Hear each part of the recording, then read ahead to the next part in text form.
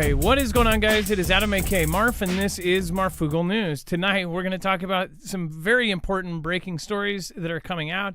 And, of course, we're going to talk about Greenland, and we're going to talk about Canada. We're, of course, going to cover this, which this is absolutely crazy. The way that they put this is essentially in a bow to the next president and former T-Man.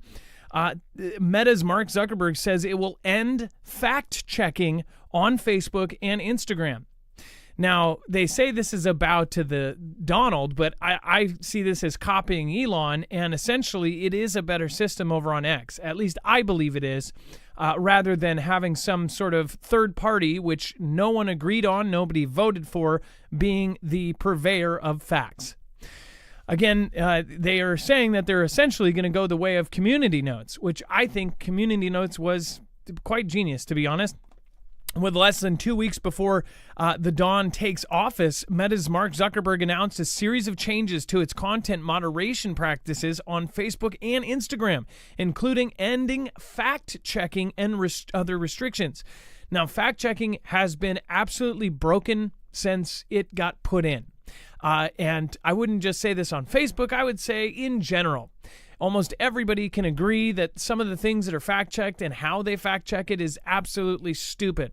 Snopes, which is one of the biggest fact-checkers, is actually from a local man that I am not proud to say is from nearby me, a guy from Tacoma. I guess he started it himself or whatever, and for a long time it was just him or whatever it was.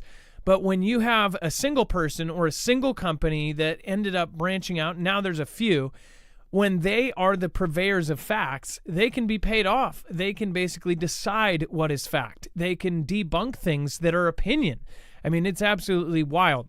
On Facebook, which there's a reason that I am no longer on it, it was just absolutely horrid. It doesn't matter what you posted. You could post something about, I mean, I remember one story in particular where the current president said a word, and I forget how he pronounced it. I mean, he said it straight up. Everyone heard the same word, but because he meant it in a certain context, Snopes essentially said, no, he didn't say it. They straight up said, no, he didn't say that. He said this word. And we're like, wait, what do you mean you said that word?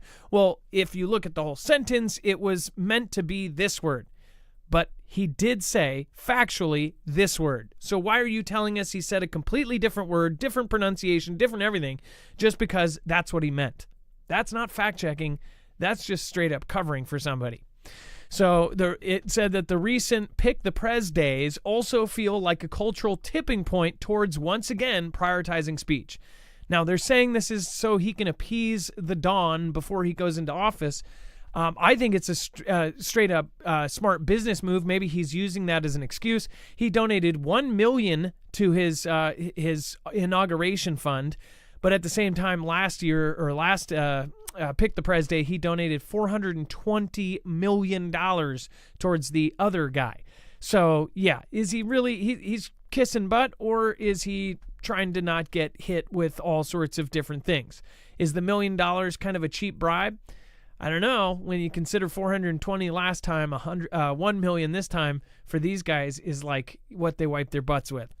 So we're going to talk about this. We're going to talk about Greenland. Is it the new Noah's Ark, or is this a land grab? And it does sound crazy because the Don has been talking about this for quite a while. We're going to cover that. We're going to show you a picture he tweeted of the Canada and USA merged. Absolutely wild. But before we do, remember, we're completely independent. There are a few affiliates that we actually work with. All of the affiliates that you'll see here, there's only a small handful, count on one hand, we believe will actually help you, save you through a disaster.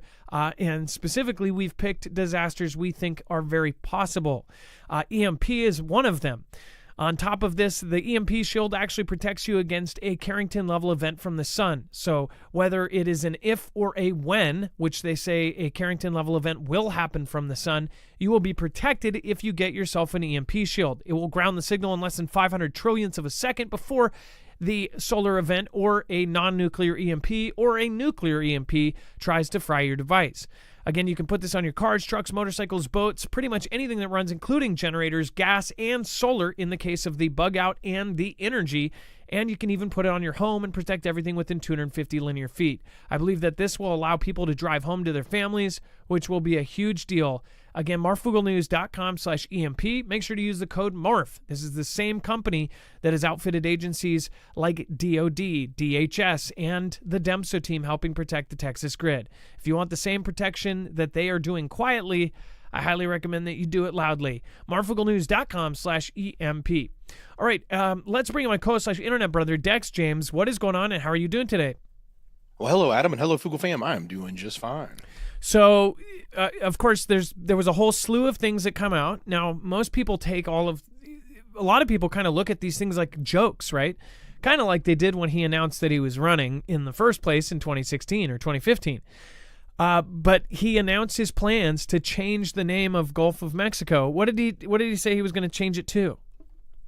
This is kind of wild because everybody's used to this Gulf of Mexico, right? Especially all of us that live over here near. But he said we're gonna be changing the opposite of closing everything up and getting rid of 50 to 60 trillion worth of assets. I'll be changing the name of the Gulf of Mexico to the Gulf of America, which has a beautiful ring, he announced. He said, that covers a lot of territory, the Gulf of America. What a beautiful name. It is appropriate. It is appropriate. So I guess maybe a little rub to Mexico. I don't know how you go about changing the name. I guess you just do it. You do it, and if everybody goes along with it, and the maps start getting updated, I guess that's how it works. The way that this is going to be covered, and who knows, hypothetically in a crazy alter scenario here, it reminds me of the movie Civil War, how they portrayed that guy. I'm sure that's how the media is going to portray these moves, right? They're going to make him the same as they did in Civil War, the 3-term president, the guy who was in charge of the bad guys, right? At least that's how I think media is going to portray these kinds of comments, right? And then he is also saying that he is going to not rule out and refuses to rule out use of military force to, get this, take control of Greenland and the Panama Canal. Now, we covered this. If you've been watching our show for a long time, then you'd know we covered the Greenland and Panama Canal many times. Greenland in specific, last time when he was running in office, or he was in office, he actually stated, he goes, hey, it wouldn't be a bad idea to try to buy it, or for America to buy Greenland. Now, in the meantime, in between all of this, there was a movie that came out, Greenland. This is something we talked about many times on the show, just because, especially when it came out, let me pull up DuckDuckGo here so you can see exactly what I'm talking about. You probably will recognize it because it's all over. I think it's on Netflix. I don't know which one got it, but you'll definitely can see it on Prime. But this movie, Greenland Movie, let's see here. This movie right here, the plot line of it was essentially that everybody's trying to get to Greenland because some disaster is happening, and in this case, it's a meteor that hits Earth. Now, the whole thing is, right now, it's like the Dawn is very close with Elon. Elon is also somebody who is trying to get people, or saying that he's trying to save humanity by getting people by 2029 or even earlier to Mars. He wants to get 1 million people there by a certain time frame. Originally, that was 2030. I don't know if they have moved that up or down. But the crazy thing is they have keep coming back to Greenland. Now, there is a public narrative reason, and then there's the side theories that our community, of course, has, that possibly they will take or buy or try to get Greenland at any way possible, because it's going to be strategically important if something goes down, whether that be a nuclear conflict or whether that be an asteroid that they're not telling us about is coming towards Earth. Now, I know this sounds totally nuts, but what is nuts anymore? Especially since, I mean, look at the facts and the truth, right? The truth is literally stranger than fiction. Take Cybertruck or CEO Healthcare, all of those stories in the last month. How can you call things strange anymore? But yeah, in Greenland, they try to get there, and I won't just spoil the movie if you haven't seen it, but it is a good disaster flick, and it essentially shows everybody trying to get there. This isn't just a movie, though. It has been rumored for years that Greenland would be used in some sort of end-of-the-world event, or if we got hit by some sort of asteroid, some strategic reason why it would be one of the last places and one of the most safest places. Now, what he said when he said this was kind of funky. So, Dex, what triggered me to say, hey, that's kind of funky in the way he said it? Can you tell them exactly why he said Greenland and Panama Canal and the difference between why they want both? Yeah. His exact quote. He had a couple quotes here. He asked if they would if he would rule out using military force for those. He goes, "I'm not going to commit to that." He said it might be that you have to do something. The Panama Canal is vital to our country, and we need Greenland for national security purposes. He then later went on to talk about his son. He said, Don Jr. and my reps are landing in Greenland. The reception has been great. They and the free world need safety, security, strength, and peace. This is a deal that must happen. Make Greenland great again. Yeah, not only says that it is for national security, but says that the reception is great. They and the free world need safety, security, strength, and peace. This is a deal that must happen. And then, of course, make Greenland great again, right? At the same time, same day as talking about Gulf of America. I mean, this is like fuel on the fire if anybody ever wants to say that he's going to like... For the people that are on the tip that say, oh, he's going to take over the world, he might be trolling all of them, right? Dex, go ahead before I spoil the last surprise there. Oh, I was going to talk about something else on Greenland. Go ahead, spoil it. No. Well, so he is talking about Canada, and he actually tweeted out a picture. Do we have the picture? I might have forgot to send that. I think I did. It's a picture that the Dawn tweeted, and it essentially shows not only the United States, but Canada, all with one big United States flag. And people are stating that he's basically saying, I don't know if I probably forgot to send it. Yeah, his tweet was about, they should join. This was before Trudeau had resigned. But then they asked him today, since he didn't rule out using force for the Panama Canal and for Greenland, they said, would you rule out using force for Canada? He goes, no, we don't need to use force for Canada. We'll use economic influence. Yeah, so let's see. So literally making it the 51st state. Yeah, and this is something that they're already making memes and videos of it. What if USA joins Mexico and Canada, right? People have been posting all day. Yeah, so... This is that's not the actual Donald right there, but the Dawn posted something similar to this, basically showing Canada and the U.S. combined, right? Which would be pretty crazy. Canada, of course, just in the last couple days, had Trudeau resign. In just a minute here, we're gonna actually talk about something much more serious. On our other show, we're gonna be covering something much more nefarious. But Dex, about Greenland.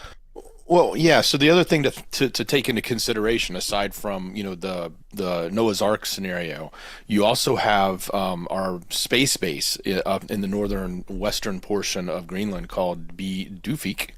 It used to be called Thule. Everybody probably knows the word Thule Air Base, but it's now a Space Force base, and it's one of the biggest. It's our northernmost base. So when you think about the importance of Alaska to the Arctic, and you think about Greenland being our northernmost position into the Arctic Circle, and then you think about potentially if Canada were literally part of the U.S. I mean, obviously they're a close enough ally that we can do anything we want up there pretty much within reason. But if it was all one, it would be a massive amount of territory that would be controlled by the U.S. directly. That's all right there at the Arctic. And everybody has been clamoring for, everybody meaning China, Russia, and the U.S., has been clamoring for position in the Arctic. And obviously the space base there in Bidufik, Greenland, is the home of like NORAD space. I can't remember if it was which one of the air wings of the Space Force is there, but there's like 4 or 5 different groups that are there that are pretty significant. We also lost 4 nukes there back in the 60s. If you didn't know that. We had a B-52 go down with nukes on it, caught fire, exploded, and they had a lot of, they didn't actually detonate because of the fail-safes on them. And there were even rumors that the Air Force was only able to recover 3, but they keep trying to squash that rumor. So there's supposedly a broken arrow out there. And that's not the only. I mean, there's actually quite a few countries that have their own stories about, oh, well, we kind of lost a nuke. It's kind of scary if you think about it. And then as well, so the outfacing narrative of the whole Greenland Panama is really the security angle there. And again, I would ask people just to open their minds to some of the weirder theories, because honestly, it's 2025. What is weird anymore? We're going to talk about how even more countries are now on high alert. Last night we covered that the USA was on high alert and bases were on alert. There was a lot of alarming tweets today, all based off of one. We're actually going to go off of the main original tweet that talks about how they are stating that Iran is saying that in the coming hours something bad is going to happen. We're going to go over that, what we think about that, but we're also going to go over the verified fact that the IDF just put all of their stuff on high alert. So the Middle East, something is popping. So we're going to talk about that, and I think that everybody should be really, really aware, head on a swivel, and if you're at public events, do not go. Okay, live your life, but if you are at a public event in the next 2 weeks, especially in the next 13 days, but before this switch of power, I would highly recommend being aware of your surroundings, people watch, just be on your P's and Q's. We'll be talking about all of that over on Marfoogle TV, so do not miss it. If you are in the chat, you'll be ported automatically right over. We are now live on X again, and we are going to be live on D Live in just a moment as well. So if you want to join, just sit here, be ported over. If you're watching the replay, all you have to do is click here. We'll see you in just a few minutes. Be safe, be prepared, and Marf out.